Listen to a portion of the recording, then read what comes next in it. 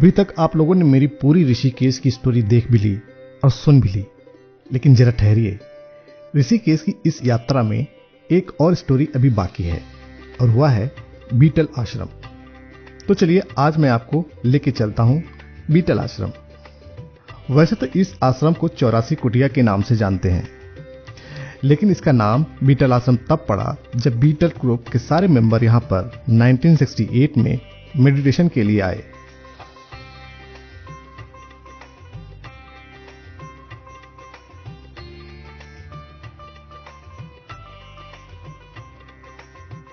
तब इस आश्रम को पूरे विश्व में जाना जाने लगा और तब से इस 84 कुटिया को बीटल आश्रम के नाम से जाना जाता है।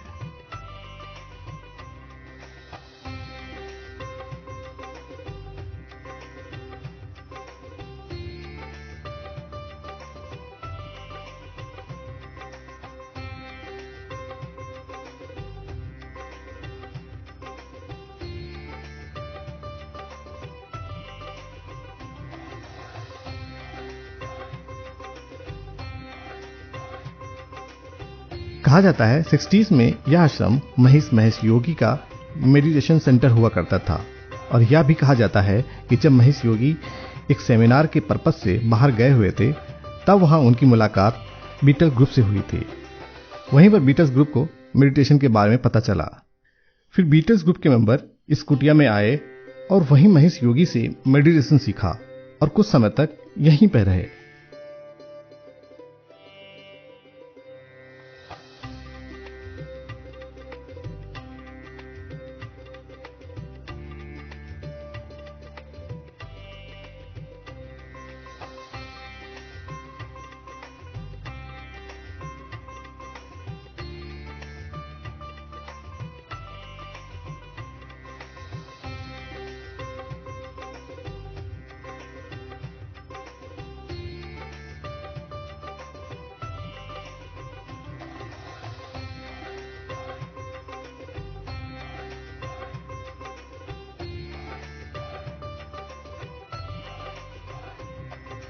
आप इस हॉल्स को देख सकते हैं। यहाँ पर बीटल्स ने तकरीबन 48 से भी ज्यादा सॉन्ग को कंपोज किया है और यहाँ पर रहकर व्हाइट एल्बम को भी लॉन्च किया। इस कुटिया की खास बात यह है कि यहाँ पर बहुत सारे डोम्स हैं, कहा जाता है, जहां पर बैठकर लोग मेडिटेशन किया करते थे। यहाँ पर 84 मेडिटेशन चैम्बर हैं, जिनको गंगा के किनारे पड़े हुए पत्थरों से बनाया गया है। कहते हैं यह प्लेस आम पब्लिक के लिए ओपन नहीं था। महेश योगी जी के पास यह प्लेस 20 साल तक के लिए लीज पे था। जब उनकी लीज खत्म हो गई तब महेश योगी हॉलैंड चले गए और यह प्लेस राजा जी टाइगर रिजर्व के अंडर आया।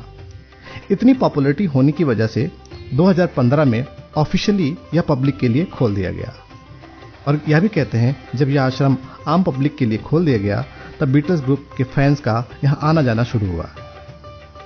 महेश योगी की वजह से ही ऋषिकेश को एक अंतरराष्ट्रीय ख्याति प्राप्त हुई।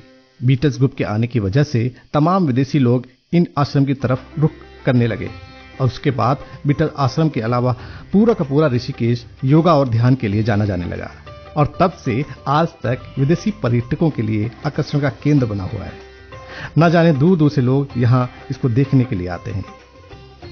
और आप बात करता हूँ यहाँ की ग्राफिटी का। यहाँ की ग्राफिटी को बहुत से आर्टिस्ट लोगों ने मिलकर बनाया है, लेकिन उनमें सबसे जो बड़ा योगदान है माइल्स टॉलेंट का है। माइल्स टॉलेंट के बारे में थोड़ा बता देता हूं। वह एक अमेरिका में जन्मे स्ट्रीट आर्टिस्ट हैं, जिनका मानना है वह सिर्फ आर्ट बनाने के लिए ही जन्मे हैं।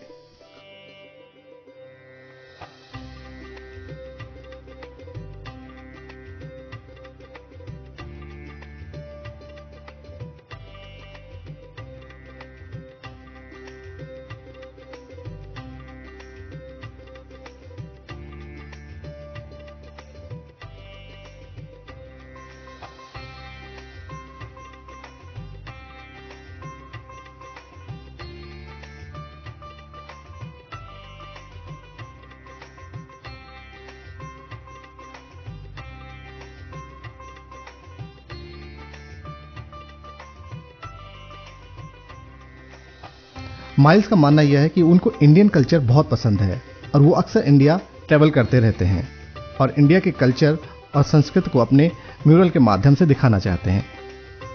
बीटल्स आश्रम के अलावा आप इनके म्यूरल मुंबई, बनारस और गोवा तथा जयपुर में भी देख सकते हैं। उनका मानना है इंडिया के लिए उनके दिल में एक खास जगह है और इंडियन वॉल्स को वह कैनवस के रूप में देखते हैं।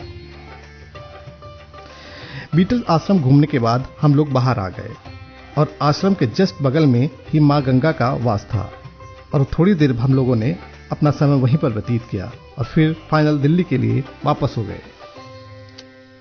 तो इस बीटल आश्रम से मैं इस ऋषिकेश यात्रा को समाप्त करता हूं।